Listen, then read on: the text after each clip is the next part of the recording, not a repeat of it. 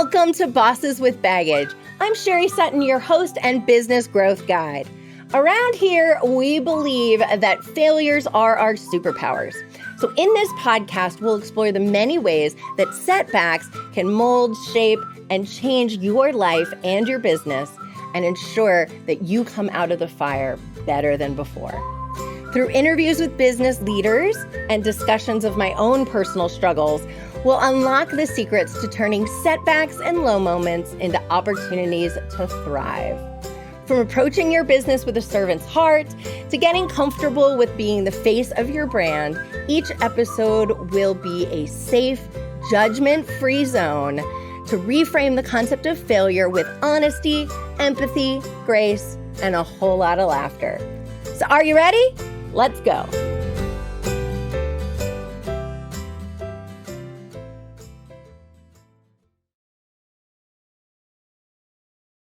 Hello, my friends. So excited to be here today with the amazing Dr. Michelle Scoggins. Hey, Michelle. Hey, guys. So excited to have you here. So Michelle and I wrote a best-selling book together. We were both part of an anthology of stories of women who have gone through some major transformation. And that's how we met. It's been a year, I think, or a little bit over a year, and loved working on that project with her as well as our other authors. And we're, I know, both so excited that it hit the international bestseller list, which is crazy. And so I'm so excited to have you here today to tell us a little bit more about you, kind of your past, what you've done, because you have written a brand new book and want to hear more about that. So tell us a little bit about you. All right. So I am a small town girl. I grew up in a very small town, about maybe 200 people or so. And I went off to the military to escape that place. And through all of that, became a doctor, psychologist, and I've been now in the mental health field for about 15 years, helping people with things from addiction. I've worked in every population. So I started out as a drug and alcohol counselor and moved into going back to school and getting my doctoral degree in clinical psychology. And now I've worked with every population from college to prison to now with the military. So I've got a wide range of who I see and what I do, and really became like the birth of my book, because no matter the population that I saw, many clients had the same issue that I had growing up, is that we had some really traumatic parents. And it really led me to write the book that Sherry and I co-authored together. And that was the first time that I leaked a little bit of my story, because I always said I would wait till my parents passed away before I said anything negative about them or anything that they could think was negative. And I did that, and it really kind of sent me on a spiral to really evaluate my life, my family life, who I let in my life, and then also collectively putting that with my clients. And this book then came out of all of that. Wow. And one of the goals of this podcast is people sharing their stories and sharing kind of like, the icky stuff, right? That those dark pieces, those pieces where we might have had some shame around it, or that we just didn't want to tell, right? Because we were scared of being disrespectful to someone else or whatever. Those things that we just didn't talk about, and really helping us to bring them to light, not only to help other people who are going through what we went through, but also to help us heal from it, right? I mean, I felt like doing that book was so healing for me, and just like you, has like set me on this trajectory of really wanting to tell my story more and more and more and more and more, right? And so, I'm so proud of you for doing this book. So tell us more about your background. Tell us kind of, how you became, because the book's called the Black Sheep, right? Unleash the Black Sheep Within. Yes. So it's about, you know, usually the black sheep of the family is the one that everybody just wants to get rid of. They're the ones that's always wrong, always to blame for everything. And this project really helped me to see that the black sheep is the greatest person in the family, and they've been just taught to go against themselves because the family doesn't want them to see their power. And this is really like a whole movement, because now I've created merch and all of this stuff to go along with it, but it's been a whole movement to really help the black sheep put away that stigma of being the black sheep and really just own it. Yeah, I love that. So I imagine this came from you feeling like the black sheep. So walk us through that. Walk us through kind of how you got to this place of realizing maybe you were the black sheep and embracing it in your own life. Absolutely. Yeah, I've been the black sheep from as far back as I can remember. I never really saw things the way that my family saw things. And it was really tough. So that was a hard role to play in a family where most of the time, you're always wrong. You can't trust yourself. You're always on the outside. Family only comes around when they feel like they can use you or get something from you. So it's really hard to kind of navigate the roads of being the black sheep. And most of that helps you or makes you develop a low self esteem. You tend to then be attracted to other people who may treat you poorly. And so that you kind of just believe that there's something wrong with you. There's a bad seed inside of you.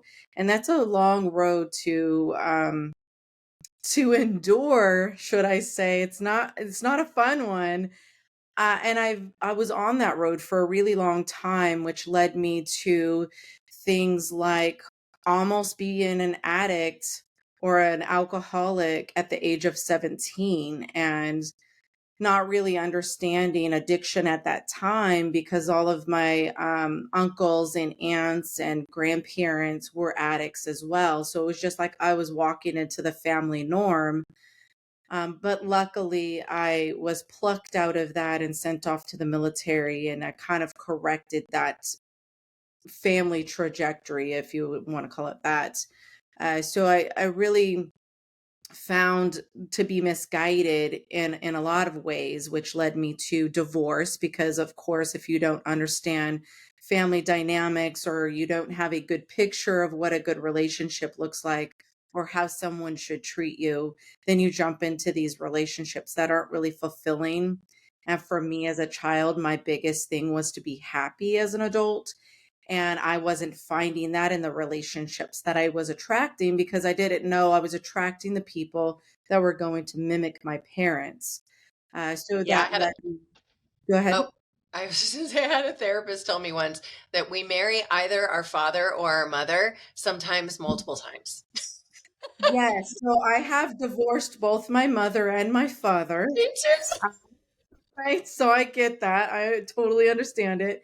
And I didn't realize all of this until later in life when I went back to school to become a therapist, because I didn't enter into college to do my undergrad until I was about 31. I was already a drug and alcohol counselor, and I was kind of just like thrown into that. I was kind of worn out and tired of being a hairdresser. And I had a friend that said, "Hey, do you want to work in a prison as a drug and alcohol counselor?" And I'm like, "Bet, I'm game. Let's do this." Not really realizing when I walked in there how much aligned I was with the people that were in prison and also addicts. Um, and so I saw that firsthand of how I really understood their struggles. And this just continued on in my life, to understand where people were and like where I could be if I didn't have a higher power that plucked me out of so many bad situations and put me on a positive path. I could be these people that I was essentially treating and seeing. And so it just pushed me to go further in my education and really treat people at the highest level that I could, which then brought about a whole lot of things about myself that I wasn't addressing. For one, is my family, of having still that traumatic relationship with them, because even as a doctor, It was never, I'm proud of you, you did a good job.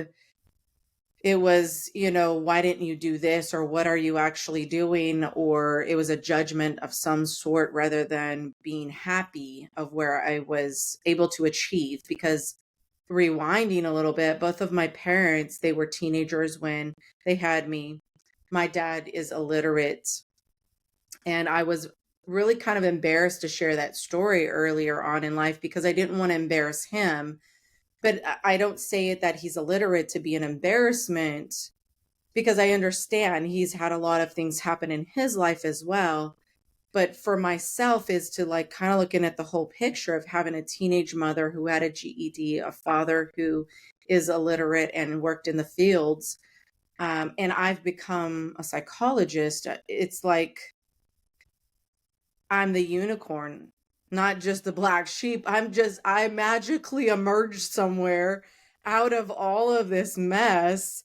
And the only thing I could say that it was God that put me there and has done all of this in my life. And it really, all of this that I share is because I want to reach people who say, wow, okay, my dad doesn't read or write. He's worked in the field. My mom was a teen mom and had a GED. Wow, I really connect to people like this, and I can do this too. And I want to help people to understand that just because this was your life and your childhood, and that people still don't, no matter what you do, see the greatness in you, you can see the greatness in yourself and really become all that you want to be. And I love that. I think often it's not their fault. And I felt like this with my mother. My mom was, raised in the 40s, right? Like it was the Betty Draper, women don't work and the only reason a woman would work is because her husband's a drunk, or, They died. she's a spinster, or, she's a horrible person who, God forbid, actually just wants to work, or, but your job is to, stay home. Your job is to support your husband. And the only reason why you might work is to better support your husband, not because you have anything inside of you that needs to be fulfilled. And we never were able to see that. Like she was just never able to understand that in me, and I was never able to articulate it to her. And I don't blame her, but yeah, she never, like, she just from go she just never understood. She was like, what are you?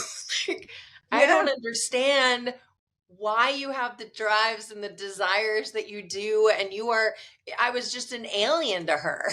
And she just handled me the best she could. And I took that to heart for a really long time until I was like, oh, this isn't me. I'm not broken. She's not broken. We're just really different. Absolutely. And I do walk everyone through that in the book. And if my parents have read the book, they probably didn't get that far. And I've said that since the book has come out, because there are some not so great stories in there of my real life. And but that was the overall, for me, aha moment, and said I have to write this book because I learned forgiveness. I learned that they were doing their best. I learned that I didn't have to hold anger against them, that the things that they have done that weren't so great in my life and caused a lot of trauma have become gifts for me. And I've used those gifts, and I've said this for many years. If I can learn how to package these gifts up and sell them, I'm going to do this so I can help people know that the traumas and tragedies they've experienced is really their superpower. And that's really all packed in that book to show people you really, as the black sheep, have a superpower. And that's really like the birth of the merch came out as like, I'm loud and I'm proud. I am the black sheep and this is me. And I'm going to own it 100%. I love that. I love that. Yeah, and it's so cute. Can you like show us the t-shirt a little bit more for people who are watching this on a podcast, audio only, you can't see it, but it is this adorable sheep with a suit jacket on and big red glasses, just like Michelle has on, and me. We're both the red glasses girls. And it's just like, it's such a great I don't know. It's just such a great visual, such a great image of that. It's just really identifiable. I remember the first time you sent out the cover, I was like, oh, yes. Like, it's so great. Yeah. And actually, the cover changed over time. And so it started out a bright yellow, started out, the title had curse words in it. And as I went through, because this whole artwork that I call it was a vision from God for me. It was like, you write this book, this is you. I'd never intended on writing a book like this. Never even thought, I thought of myself as a black sheep, but never thought of how to put it out there in the world of helping people recover from it. Um, but it was given to me divinely, and I literally sat down when I heard this and wrote out the titles to all of the chapters immediately, and then began to piece it together. So this was a work of art from God. And like I said, the cover was something completely different. It had the sheep on it, but it was completely different. And right before I was going to publish it again, I heard, get rid of that. You've got to recover it. You've got to take the curse words out, because essentially I want anyone that can read to be able to read it. So I want children to read it, teenagers to read it, adults to read it. Anyone who can read, I want them to read it. And I couldn't do that with all of that in there. And so I went through it. I had someone proof it for me afterwards, took all the curse words out, redesigned the cover myself, and went with it. And ever since I redesigned it, I absolutely love it. I would have never created merch with the other cover. I would have not driven it this far.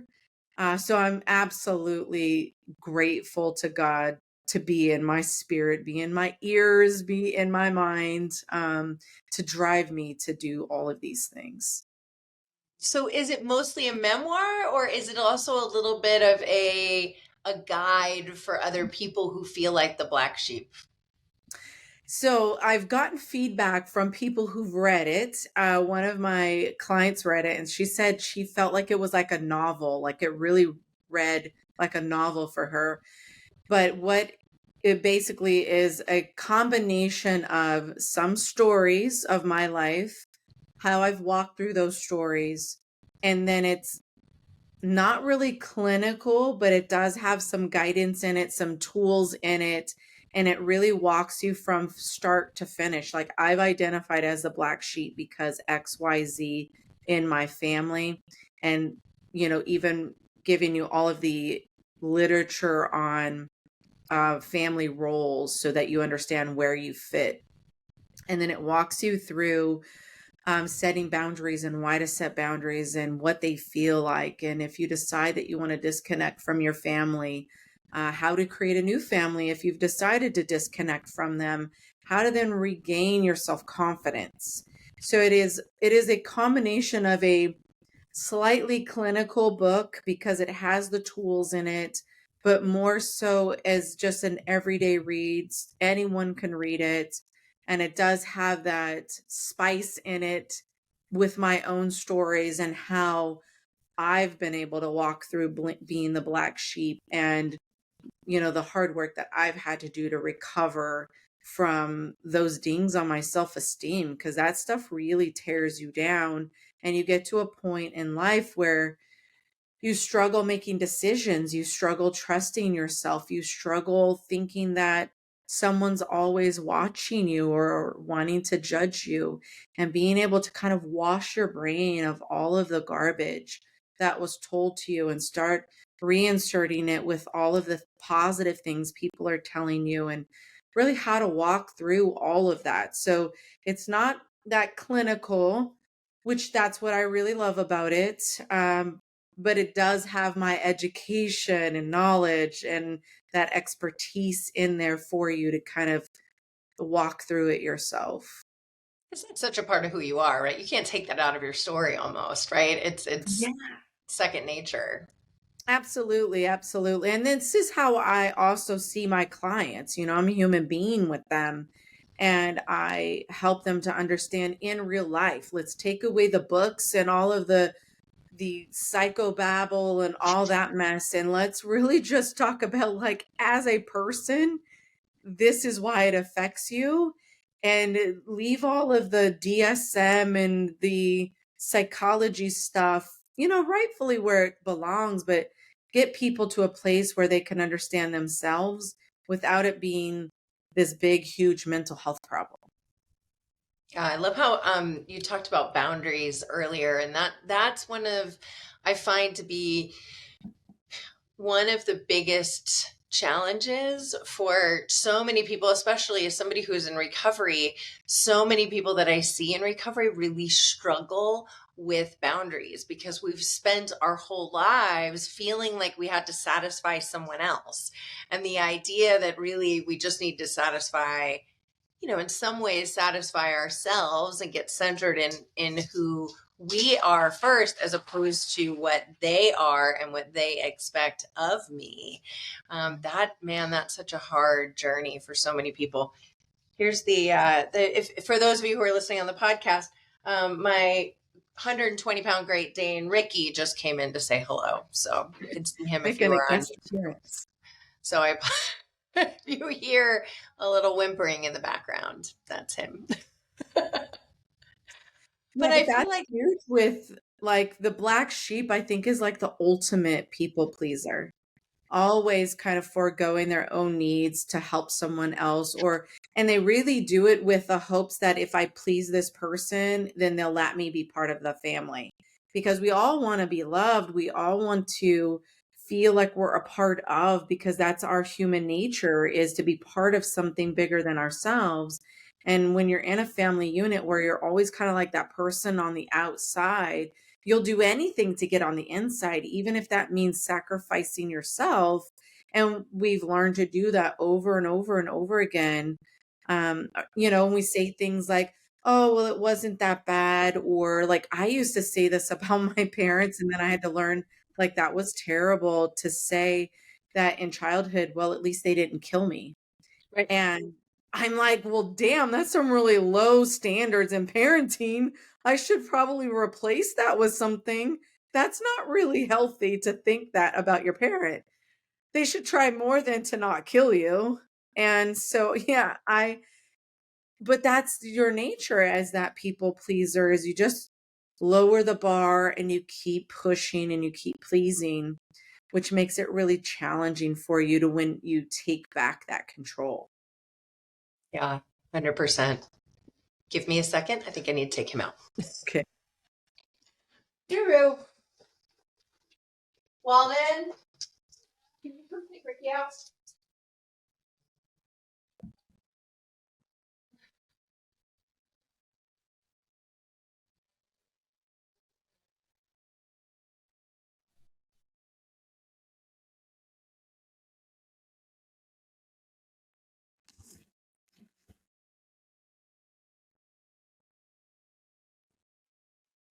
Okay, we'll edit that part. I was going to say, Sorry. no worries.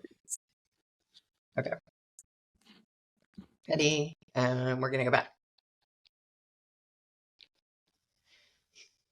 Yeah, I find for me that people pleasing need was really what led to my addiction, right? It was so I had spent my whole life doing what I thought everyone else wanted me to do. And I left the corporate world and I had this opportunity to kind of show up as myself as an entrepreneur.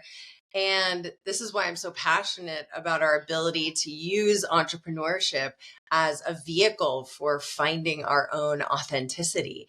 Because for me, it was, my mom passed away at the same time. And I'm just now realizing how much those two can converged, because both of my parents were gone at that point. And you talked about that too, where kind of losing both your parents, there's no tether anymore. And you're able to, in some way, they're that person that you were always trying to please, you don't have to please them anymore, and you have the opportunity to go and kind of explore what you want to do. And frankly, for me, it was too much. I got so overwhelmed by the idea, and so overwhelmed by the fears that came in, and the pre-existing, here's how things have to go, and if they're not like that, everything's going to go wrong. And and at the time, a husband who really wanted somebody who would continue to be that codependent, which isn't his fault. I sold him that, right? That's the person he married. And really going through that whole process, man, it was so painful that I really started to drink, and I've really had to sort of dig myself back out of it. But falling through that process has allowed me to really say, okay, I'm going to really invent myself from the ground up exactly the way that I want to be. And I just feel so blessed of having had that opportunity to sort of restart, right? And it sounds like you've done that in so many ways in your life too.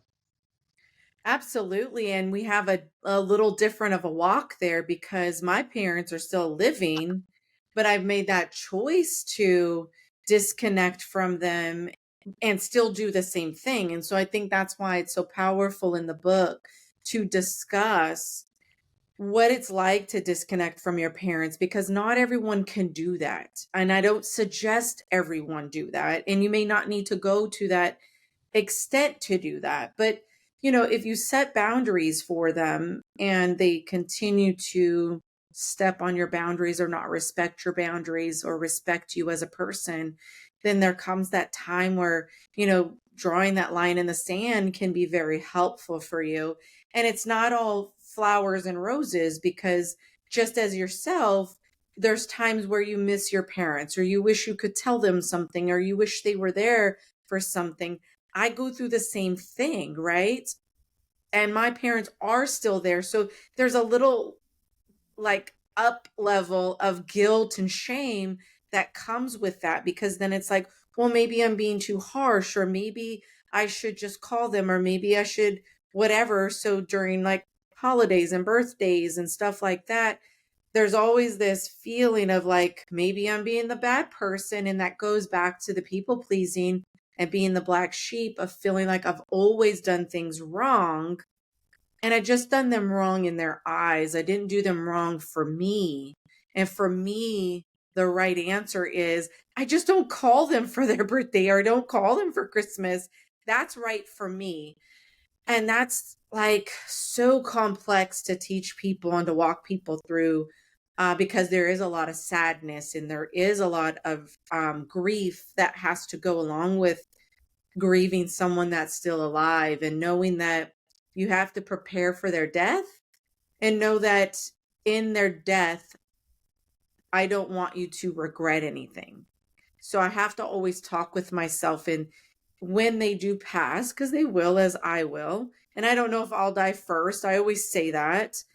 Um, will I regret anything? And as long as I learned that the right thing for me was to choose me, which meant inevitably I had to not choose them, I don't regret anything, because I feel like over and over I've given them plenty of opportunities, and I've had real frank conversations with my mother, like, this is a situation, this is what I need, and if you can't provide that, then I'll see you when I see you. If I see you at a family function, that happens, but I'm not reaching out.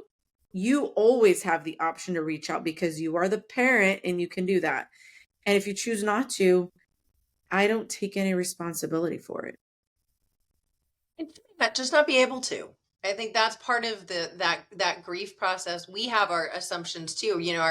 Our parents want us to act a certain way, but we also want them to act a certain way, and being willing to let that go and then grieve the loss of that, right? And then, learning how to sort of reparent ourselves is a huge part of the process.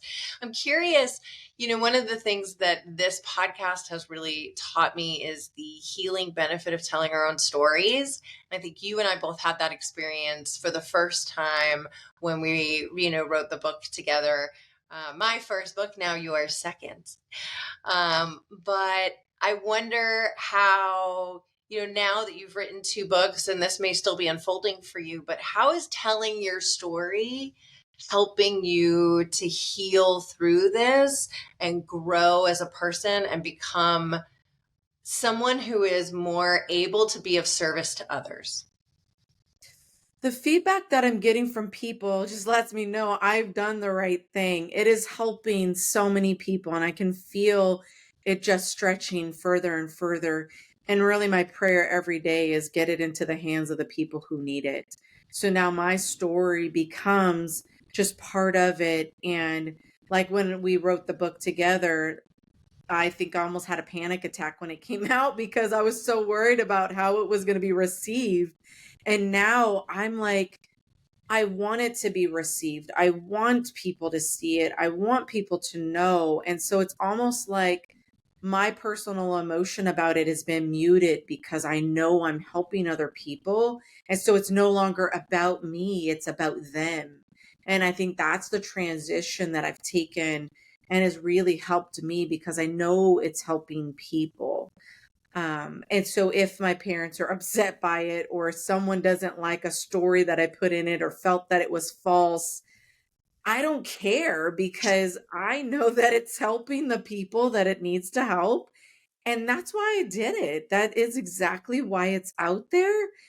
And I just envision, I know it will take time and I'm okay with it, but I envision it being in every therapy office. I envision it being in schools. I envision it being on in Oprah's book club. I envision it being in all these places because I know the help that it's going to provide people. Yeah, I love that. And as a personal branding coach, so many people forget that we're here to be of service to others and that it's not about us. And that's the biggest piece of coaching that I give to people, which is, look, when you're creating content, when you're out there on a stage, when you're doing a podcast, when you're doing any of the things that feel very scary to you, but that you need to do, right, to market your business, remember that this isn't about you. People don't care, right? Or you shouldn't care if people care about whether or not your stuff resonates with them because they're not your clients. The people who need you to speak up because you have a gift that no one else has. You have a message that can be told in a way that no one else can tell it. And the people who need that message have to hear it. And if you're not willing to speak it because of your own fear of being rejected, it's never going to reach their ears and you're never going to be able to help them. Right. And that's really where it comes from is I had to know that I didn't experience what I experienced in life for nothing. And because I know that it wasn't for nothing, it was to heal other people. And I have a greater purpose than to go to a 9 to 5 job or to have just suffered all my childhood for nothing. I know this is for something. I know this was all content. It was just in the making for 47 years. Like, what the heck? God's slow moving, but I'm here to accept it all. And that's where I had to realize that it wasn't for nothing and it's relieving. I can release that pain. I'm free from that because I know that all of what that was for is now to help someone else. And if it helps one person, then it was all worth it. That's gorgeous. I love that. So something that I ask all of my guests is,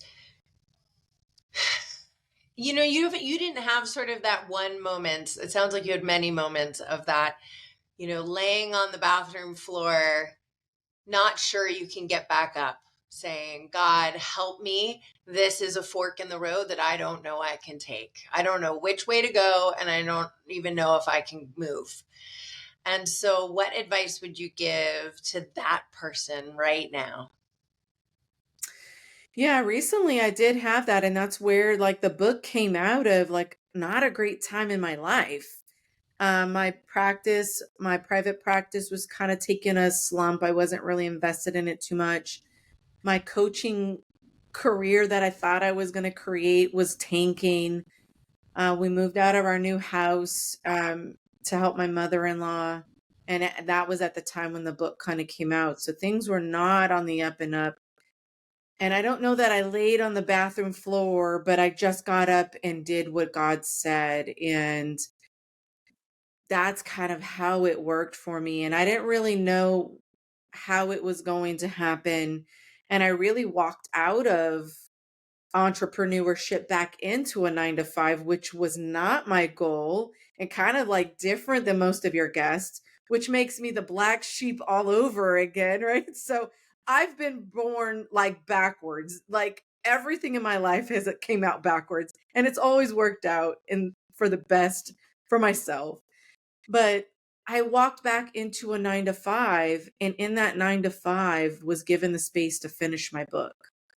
I couldn't work and see clients for 2 months while they were onboarding me. And so every day I wrote my book and started editing it. And they gave me the space to really get this thing out there and get paid where I wasn't worried about finances and all that kind of stuff. So that really helped me in that sense of getting it together and getting it out there. But that doesn't mean, and it's also shown me a big, big spotlight. I'm not made for 9 to 5. As soon as I can finish my contract, hopefully no one from work watches the podcast, but as soon as that finishes, I'm going back to my entrepreneur life because that's where I really fit in. I really fit in doing my own thing. I really fit in not following the rules. That's where my life is at. But sometimes God plucks us out and shows us like, hey, you were kind of sucking at your private practice because you weren't putting in effort. You were sucking in your coaching because you weren't putting in effort. Let me put you over here and see how you like that. And now I'm like, well, I had everything in front of me and thought that it wasn't the right thing. And now I know that it was. So that was kind of my pivotal moment of walking backward. I had to walk backward into the life that I left to know that the life that I was living was the right life. And sometimes we have to do that where when we don't know what we know because it's already in front of us, sometimes we walk away from it and we have to really be checked and let us know that, hey, dummy, you got to get back over here. This is a thing you need to be doing. But it also, like I said, it gave me the space to write the book. So I'm absolutely grateful. I'm grateful I'm working with active duty military folks. So I'm very grateful working with people who have PTSD, who have these things going on. So for me, I'm giving back to my people, being a veteran myself. So I'm giving back to that right now. And that's kind of like the life I live. Yeah. That was part of my story too. I left the corporate world, became an entrepreneur in a lot of ways because my son was very young and I was just sort of ready for something different, right? I had been putting on the suit and doing the long commute for a really long time. I was ready for something different. And I did that full time for quite a few years until this downfall, right? This midlife crisis, this whatever you want to call it, happened, and I fell into addiction and took some time off. Still had my photography business a little bit as I was going through the recovery process. I built enough of a business that I was able to still sort of hobble together a little bit of an income and still have a little bit of clients. But I actually, a year and a half into sobriety, decided to go back to the corporate world. And Mm. for me, it was a big realization for me to, in a boundary setting, really, to say, I can't drive my own life right now. I need to take a break from being in the driver's seat. I remember saying, I need to go somewhere and to have somebody else tell me what to do. And I need somebody else to set my schedule because I'm just not there yet. I'm still recovering. I'm still trying to figure out who I am. Let me go back to the corporate world where there's a set schedule, there's a set income, right? And I did that for 3 years before I then started this business again. So anybody who's listening to this who might be an entrepreneur, remember that. And these two stories help illustrate that sometimes it goes back and forth, right? You can be an entrepreneur for a while and then say, you know what? This is the time for me to go back to the corporate world for a little while, right? I need a little stability in my schedule and in my, my pocketbook, and I'll come back later. And it doesn't have to be one or the other. Absolutely, absolutely. And that was for me, like I look back and I'm very grateful that I got paid an exceptional wage to really sit there and write my book. So that's a blessing from God. Like if I were in my own business, I would have been using my own time to write my book. But here I am at work getting paid and sitting in my office, and everyone knows as they walk by what I'm doing that I'm writing a book, and they're all great with it and helping me promote it. And so, sometimes we have to look at things that may not always look at it like a blessing to us and see kind of that silver lining and walk through these growth periods like you mentioned, and you can go back and forth. It doesn't mean you have to be in one place or another. I still have my private practice and I still see clients, even though I do have my now corporate job. So you can do both if you wanted to. Yeah. Yeah. Well, thank you so much. If we want to get a copy of the book, where can we get it? It's actually on Amazon and on Barnes and Noble online. Woohoo! And show us the cover again. I know you've got it behind you. For those of you guys, again, who can't see it, you have to look it up on Amazon. If you're listening to this as audio only, it's so cute. It's Unleash the Black Sheep Within. And thank you so much, Michelle, for being here. Absolutely. I'm so excited to read the book. I know mine is in the mail. I'm sad I didn't have it yet for today, but I can't wait to read it. And thank you so much for being here and sharing your story with us. Absolutely. Thank you for having me on. It was such a pleasure. Mwah. Mwah. Thank you for listening to Bosses with Baggage. We are honored that you chose to spend your precious time with us. I hope that you are feeling inspired to reframe your setbacks into your superpowers so that you can change not only your life, but the life of everyone around you. If you enjoyed today's podcast, and I sure hope you did, please subscribe, rate, and share on your favorite podcast listener. And if you have any ideas for a future guest, or you need some help growing your business, I'd love to connect with you. You can find me directly on my website, which is sherrysutton.com, Sherrysutton.com. We'll see you next time.